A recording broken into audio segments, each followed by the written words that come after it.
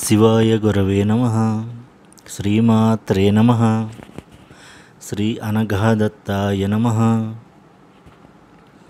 ఈరోజు మనం ఎంతో మహత్వపూర్ణమైన అష్టైశ్వర్యదాయకం అష్టసిద్ధిప్రదాయకమైన కోరిన కోరికలల్లా తీర్చే కల్పవృక్షం లాంటి అనఘాదేవి మంత్ర సాధన తెలుసుకోబోతున్నాం.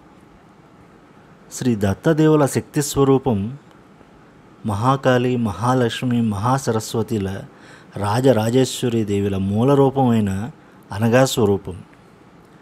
సమిష్టి వ్యష్టి స్వరూపాలలో అనేక లీలామాయల విన్యాసాలలో పరమాత్మని అనుగమిస్తూ జీవాత్మను అనుగ్రహిస్తూ ఉంటుంది తల్లి. అనఘ, అఘం అంటే పాపం, దోషం. అనఘ అంటే ఎటువంటి పాపం దోషం లేని అని అర్థం. అంటే ఎటువంటి కర్మ అంటని బురదలో ఉన్నా కూడా ఆ బురద అంటకుండా తామరాకుపై నీటి బొట్టు వలె ఉండే తత్వం. ఆ తత్వాన్ని ఆరాధించే వారికి పరమగమ్యమైన మోక్షాన్ని కూడా ఇవ్వగలదు ఆ తల్లి. దుర్లభమైన మోక్షాన్ని ఇచ్చే ఆ తల్లికి ఈ లౌకికమైన కోరికలు తీర్చడం చిటికెలో పని.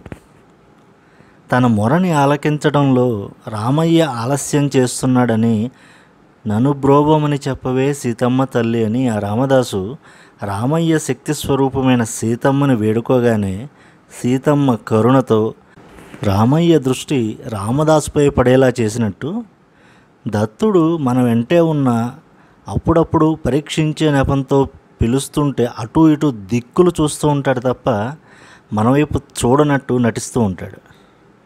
అలాంటప్పుడు అనఘమ్మని పిలిస్తే తన మాయలు నాటకాలు ఆపి మన వైపే చూస్తూ తన కరుణామృత వృష్టి కురిపిస్తాడు. శ్రీ విద్యా ఉపాసనలో దత్తుల వారి మంత్రానుష్ఠానం కూడా ఉంటుంది. ఇది ఉపాసకులకు తెలుసు. అలాగే దత్తోపాసకులకు ముగురమ్మల మూలశక్తిని అనగా లక్ష్మిగా ఆరాధించడం సాంప్రదాయం. అందుకే లలితా పరమేశ్వరి యొక్క సహస్రనామ వైభవంలో ఉన్న నామమంత్రాన్ని మరియు దత్త ఉపాసకులు కూడా యోగించే విధంగా ఆ నామంలో దాగి ఉన్న నామ అస్త్రాన్ని కూడా తెలుసుకుందాం. ఆ నామం అనఘ అద్భుత చారిత్ర వాంఛితార్థ ప్రదాయిని. అఘం అంటే పాపం, పాపాలకి మూలం అహం.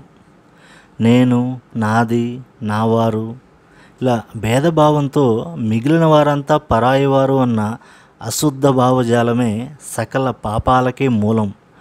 రుణానుబంధాలు ఏర్పడి తానే కర్తనని భావిస్తూ కర్మచక్రంలో ఇరుక్కుపోతూ ఉంటాడు జీవుడు.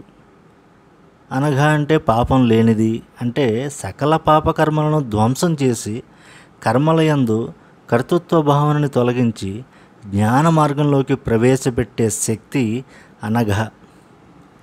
దత్తుని యొక్క శక్తి స్వరూపం అనఘాదేవి అయితే అనఘాదేవి యొక్క ప్రాణశక్తి దత్తుడు. అంతగా విడదీయలేని చూడచక్కని జంట అది. శిష్యులను పరీక్షించడానికి కొన్నేళ్ళు నది అడుగున దాగి పైకి వచ్చేటప్పుడు చేతిలో మధుపాత్ర, చుట్టూ స్త్రీలు సేవిస్తుండగా ఒళ్ళో అనఘాదేవితో సహా ప్రత్యక్షమైతే ఏమిటి ఇలా మధువు సేవిస్తూ ఒళ్ళోనూ చుట్టూ స్త్రీలతో స్త్రీలోలుడి వలె కనిపిస్తున్నాడు ఈయన మనం గురువుగా భావించామని అన్ని సంవత్సరాలుగా ఆయన్ని గురువుగా ధ్యానిస్తూ ఆయన గురించి వెయిట్ చేస్తూ ఒక్క క్షణంలో ఆయన మాయకి ఓడిపోయి సమయం వృధా అయిపోయిందని ఇళ్ళకి వెళ్ళిపోయారు పాపం.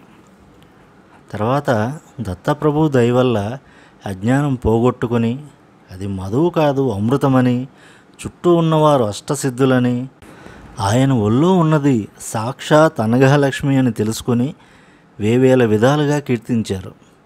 ఈ సంఘటన జరిగిన ప్రాంతమే నేటి కురుపురం లేదా కురుంగడ్డ. లౌకిక సాధనలు పీఠికాపురంలోనూ, సిద్ధ సాధనలు కురుపురంలోనూ శీఘ్రంగా సిద్ధిస్తాయి. ఇప్పటికీ రాత్రి సమయంలో అనేక మంది సిద్ధ పురుషులు కాంతి స్వరూపంలో కురుపురం మధ్యలో ఉన్న భూమి అడుగున ఉన్న దత్త దర్బార్కి చేరుతుంటారు.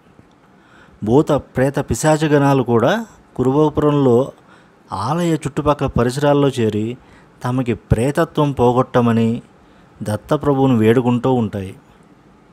జంతువులు, మనుషులు, సిద్ధులేగాక భూత ప్రేత గణాలకి కూడా ఆయనే దిక్కు. అందుకే ఆయన భూతగణనాథుడుగా అయ్యప్ప స్వరూపంలోనూ అనుగ్రహిస్తుంటాడు. అద్భుత చారిత్ర అన్న నామం దత్తుల వారి లీలా విశేషాలు కలిగిన చరితామృతాలను పఠించేవారు, శ్రీ విద్యాపరంగా లలిత అమ్మవారి విశేషాలు లీలలు కలిగిన చరిత్రలు స్తోత్రాలు మననం చేసుకునేవారు ఎంతో ధన్యులు.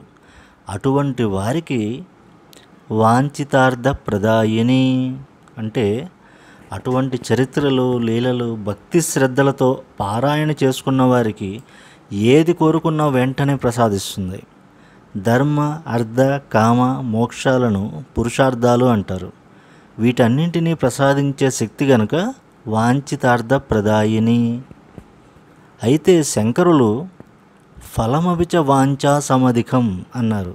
అంటే కోరిన దానికన్నా కూడా ఎంతో ఎక్కువ ఇచ్చే తల్లి అని అర్థం. కాబట్టి తలుచుకున్న వారికి తలుచుకున్నంత, చేసుకున్న వారికి చేసుకున్నంత. కాబట్టి ఇప్పుడు చెప్పబోయే నామ మంత్రం, నామ అస్త్రం రోజుకి కనీసం 108 సార్లన్నా జపించుకుంటూ ఉంటే సకల కోరికలు నెరవేరుతాయి. లలితాదేవి ఆరాధకులు ముఖ్యంగా నిత్యం జపించుకోవాల్సిన ఈ నామమంత్రం ఓం ఐం హ్రీం శ్రీం క్లీం అనఘ అద్భుత చారిత్ర వాంఛితార్థ ప్రదాయిన్యై నమః. ఓం ఐం హ్రీం శ్రీం క్లీం అనఘ అద్భుత చారిత్ర వాంఛితార్థ ప్రదాయిన్యై నమః. ఓం ఐం హ్రీం శ్రీం క్లీం అనఘ అద్భుత చారిత్ర వాంఛితార్థ ప్రదాయిన్యై నమః. ఈ నామమంత్రాన్ని జపించుకుంటూ దేశవాళీ ఆవు పాలు నివేదన చేస్తే మంచిది. లేకుంటే మీకు వీలైనది నివేదన చేయండి. సూర్యోదయం లేదా సూర్యాస్తమయం సమయాల్లో నిత్యం 108 సార్లు జపిస్తూ ఉంటే తప్పకుండా మీ న్యాయబద్ధమైన కోరికలన్నీ నెరవేరుతాయి. ఇక సిద్ధ మార్గంలో ఉన్నవారు, దత్త ఆరాధకులకు ఇప్పుడు చెప్పబోయే అనగాస్త్రం 99.99% మంది దత్త సాధకులకు కూడా తెలియని సిద్ధ రహస్య అనఘా మంత్రం. నిత్యం దేవతా స్వరూపాలతో సంభాషించగలిగే సిద్ధ శ్రీవిద్య ఉపాసక మహాత్ముని యొక్క కారుణ్యమే ఈ మంత్రం. నాకు మహా కడుపుబ్బరం. ఇలా తెలుసుకున్న రహస్య సిద్ధ మంత్రాలన్నీ మీ అందరితో పంచుకోకపోతే నాకు నిద్రే పట్టదు. మన ఛానల్ సబ్స్క్రైబర్స్ అంతా ఎంతో అదృష్టవంతులు కాబట్టి ఈ సిద్ధ రహస్య మంత్రాన్ని ఇవాళ తెలుసుకోగలుగుతున్నారు. ఆ సిద్ధ రహస్య అనఘా మంత్రం ఓం అం ఘనే ఘనాఘనే అనఘే స్వాహ. ఓం అం ఘనే ఘనాఘనే అనఘే స్వాహ. ఓం అం ఘనే ఘనాఘనే అనఘే స్వాహ. ఈ సిద్ధ రహస్య అనగాస్త్రాన్ని కూడా నిత్యం 108 సార్లు జపించుకుంటే సర్వకామ్యములు నెరవేరుతాయి. అష్టైశ్వర్యాలు అష్టసిద్ధులను కూడా ప్రసాదించగలిగే శక్తి ఈ మంత్రానికి ఉంది. ఏదైనా తీరని కోరిక నెరవేరాలి, ఆ ఒక్క కోరిక కోసం మీ కాన్సన్ట్రేషన్ అంతా పెట్టి చేయాలి అనుకుంటే మటుకు నిత్యం 11 మాలలు అంటే 1188 సార్లు స్ఫటికమాలతోటి ఈ మంత్రాన్ని జపిస్తూ దేశవాళీ ఆవు పాలు నివేదిస్తూ సూర్యోదయం లేదా సూర్యాస్తమయం సమయాల్లో నిత్యం ఒకే సమయానికి ఈ జపాన్ని చేయాలి. ఇలా 48 రోజులు దీక్షగా సాత్విక ఆహారం, భూశయనం, బ్రహ్మచర్యం పాటిస్తూ శుచిగా నియమబద్ధంగా చేస్తే తీరని సమస్య, నెరవేరని కోరిక అంటూ ఉండదు. ఇంతటి అమూల్యమైన జ్ఞానాన్ని మీ తోటి వారికి కూడా పంచండి. స్వార్థం పనికిరాదు. తెలిసిన వారందరికీ ఈ వీడియోని షేర్ చేయండి, లైక్ చేయండి. మన ఛానల్ని ఇంకా సబ్స్క్రైబ్ చేసుకొని వారు తప్పక సబ్స్క్రైబ్ చేసుకోండి. ఇష్టార్థదాత్రీం భవనాశకర్త్రీం శ్రీదత్తనారీం అనఘాం భజేహం. శంభవే గురవే నమః. శ్రీమాత్రే నమః. స్వస్తి.